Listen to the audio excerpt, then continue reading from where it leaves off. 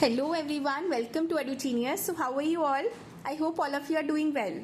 चलिए, तो हम कर रहे थे डाइजेशन, और डाइजेशन में हमने पढ़ा था कि हमारी डाइजेशन होती है पूरी एलिमेंट्री कैनाल के अंदर, और alimentary canal consist of 7 organs, जिसमें वेरी फर्स्ट ऑर्गन था हमारा माउथ।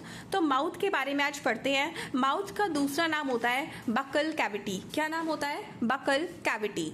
और डाइजेशन हमारी बिल्कुल स्टार्ट होती है कहाँ पे? माउथ में। और माउथ के अंदर, हमारे माउथ के अंदर कोई 3 चीजें जो कौन कौन सी मिलती हैं, वो है सबसे पहले हमें मिलता है टीथ, हमारे टीथ। सेकेंड चीज जो हमें मिलती है वो होते हैं हमारे सलाइवरी ग्लैंड्स, और तीसरी चीज हमें जो मिलती है वो क्या होती है? हमारी टंग। सबको पता है ये? हाँ, तो माउथ में आए सबसे पहले हमारे टीथ। तो टीथ का काम क्या होता है? टीथ करते हैं हमारे फूड को कट करते हैं इनटू वेरी स्मॉल पीसेस, और फिर उसको च्यू करने का काम करते हैं, मतलब उसको ग्राइंड करते हैं ताकि वो बहुत ही फाइन पार्टिकल्स बन जाए, फाइन पेस्ट बन जाए, है ना। अच्छा, अब उसने ग्राइंड करने का काम तो कर दिया उसे। उसके बाद हमारे सलाइवरी ग्लैंड्स क्या काम करेंगे? वो उसके अंदर एक वाटरी लिक्विड ऐड करेंगे। क्या करेंगे? एक वाटरी लिक्विड ऐड करेंगे, ताकि वो जो ग्राइंड किया हुआ पाउडर है ना उस वाली चीज का, वो अब बिल्कुल फाइन पेस्ट में कन्वर्ट हो जाए। तो ये क्या करेगा? Salivary glands will add watery liquid add करेंगे, और उससे वो क्या टर्न हो जाएगा? कन्वर्ट हो जाएगा टू पेस्ट। क्या हो जाएगा? कन्वर्ट टू पेस्ट हो जाएगा। उसके बाद जैसे ही हमारे सलाइवरी ग्लैंड्स ने उसको हमें पेस्ट में कन्वर्ट कर दिया, मतलब उसने ऐड करा वाटरी लिक्विड, या वाटरी लिक्विड का दूसरा नाम और क्या बोल सकते हैं? सलाइवा ऐड करा उसने, और उस वाले मेरे फूड को उसने पेस्ट में कन्वर्ट कर दिया। अब उसके बाद क्या होगा? हमारी आएगी टंग। टंग का क्या काम है? टंग अब क्या करेगी? जो पेस्ट बन गया ना मेरे फूड का, उसको अब अंदर ईसोफेगस में अंदर डालेगी, और वो ईसोफेगस से नीचे, अब ईसोफेगस का काम है कि अब वो अंदर लेके जाएगा, लेकिन टंग का काम है पुश करना यही वाला फूड टुवर्ड्स द ईसोफेगस या towards the food pipe. Tongue क्या करता है? Push the food to oesophagus. समझ गए? टंग का काम है कि वो पुश करता है फूड को टू द ईसोफेगस, कि अब तू घुस ईसोफेगस में, तू फूड पाइप के अंदर घुस जा। अब मेरा काम हो गया माउथ का, मतलब मेरा फर्स्ट ऑर्गन हो गया। अब मेरा आता है सेकंड ऑर्गन। देखो कौन सा है वो? ईसोफेगस, मतलब कि मेरा फूड पाइप। टंग ने पुश कर दिया वो कि तू अब जा ईसोफेगस में। अब ईसोफेगस पढ़ते हैं कि भाई ईसोफेगस तेरे अंदर क्या होता है, फूड की डाइजेशन में तू कैसे रोल प्ले करता है। ईसोफेगस क्या करता है? तो ईसोफेगस क्या है? ईसोफेगस एक ट्यूब है जो, ये फूड पाइप भी बोलोगे आप इसे, तो इसका मतलब या तो ये पाइप बोलो या इसे ट्यूब बोलो। तो ये वो ट्यूब है दैट कनेक्ट्स, क्या कनेक्ट करती है वो? फॉर्म हमारे माउथ को कनेक्ट करती है टू स्टमक। ये क्लियर है कि हमारे माउथ को स्टमक से कनेक्ट करने वाला कौन सी ऐसी ट्यूब है? वो है हमारा ईसोफेगस, हमारे फूड पाइप। ये है हमारा माउथ और ये है हमारा स्टमक। इन दोनों को कौन सा पाइप कनेक्ट कर रहा है, कौन सी ट्यूब कनेक्ट कर रही है? वो है हमारी ईसोफेगस, हमारा फूड पाइप। क्लियर है ये? उसके बाद अब जैसे ही फूड ईसोफेगस के अंदर चला गया, ठीक है, एंटर कर गया फूड, उसके बाद क्या होता है? ईसोफेगस क्या करता है? देखो, वो करता है कॉन्ट्रैक्शन और रिलैक्सेशन। कॉन्ट्रैक्शन और रिलैक्सेशन क्या होता है?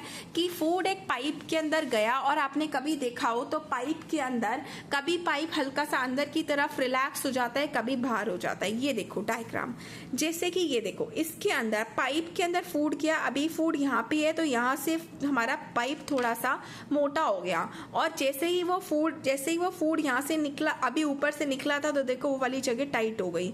फिर अब ये वाला फूड ऐसे ही नीचे आएगा, तो जैसे ये नीचे आएगा तो नीचे वो वाली जगह जहाँ पे अभी फूड है वो वाला तो टाइट हो जाएगा, और जहाँ पे ये बाद में आएगा वो फिर से खुल जाएगा। मतलब ऐसे रिलैक्सेशन और खुलना, फिर मतलब चौड़ा होना और पतला होना, चौड़ा होना, टाइट हो जाना, ऐसे करना। रिलैक्सेशन और एक्सपेंशन, कॉन्ट्रैक्शन और एक्सपेंशन हो रही है इसके अंदर, और फिर ऐसे ही फूड धीरे धीरे करके स्टमक तक जाएगा। इस वाली कॉन्ट्रैक्शन और रिलैक्सेशन को कहा जाता है इन कॉन्ट्रैक्शन और रिलैक्सेशन को कहा जाता है पेरिस्टालसिस। क्या कहा जाता है? पेरिस्टालसिस। इस वाली मूवमेंट को, ये वाली मूवमेंट क्या, कौन सी मूवमेंट? इन विच, जब food, in which the food pipe, जो ये हमारा फूड पाइप है, ये क्या करता है? कॉन्ट्रैक्ट करता है एंड रिलैक्स करता है। Contracts and relaxes when movement in which food pipe contracts and relaxes when food goes from कहाँ से? from the mouth to the stomach। मतलब इसी ईसोफेगस के अंदर फूड रन कर रहा है। from mouth to ईसोफेगस, ये वाली मूवमेंट को कहा जाता है पेरिस्टालसिस। क्या कहा जाता है? पेरिस्टालसिस। और अगर सुनो, अगर यही वाली, अब देखो ये मैंने आपको बोला ऐसे ये वेव लाइक मूवमेंट है, ठीक है, इसे आप ये भी लिख सकती हो, यहाँ पे ये वेव लाइक मूवमेंट है।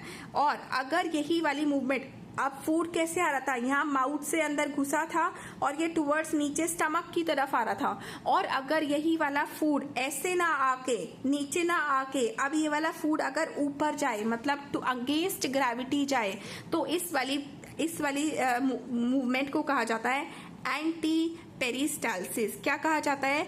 Anti peristalsis. एंटी पेरिस्टालसिस मतलब against the movement of gravity, जब मेरा फूड मूव करेगा और मेरा वो जो फूड पाइप है वो दिखाएगा वही कॉन्ट्रैक्शन एंड रिलैक्सेशन, वही वेव लाइक मूवमेंट, लेकिन वो अगेंस्ट द ग्रेविटी दिखाएगा कि अब मेरा स्टमक से फूड जा रहा है टूवर्ड्स द माउथ, ना कि माउथ टू स्टमक। ठीक है, तो ये वाला जब स्टमक से माउथ की तरफ फूड जा रहा है, लेकिन हो वही वेव लाइक मूवमेंट रही है, तो ये वाली वेव लाइक मूवमेंट को उस टाइम अगेंस्ट ग्रेविटी वाली को, अगेंस्ट ग्रेविटी उस वाली को कहा जाता है, क्या कहा जाता है?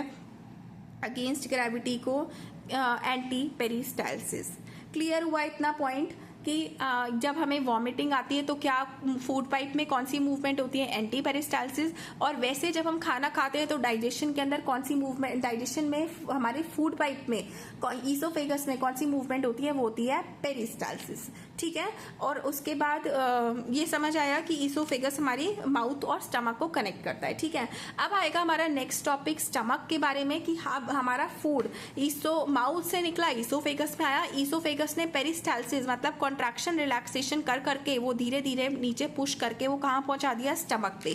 अब हम इसका नेक्स्ट टॉपिक पढ़ेंगे स्टमक और फिर पढ़ेंगे स्मॉल इंटेस्टाइन। ठीक है, आज की वीडियो अच्छी लगी है तो प्लीज लाइक शेयर सब्सक्राइब जरूर करना। Thank you so much, bye bye.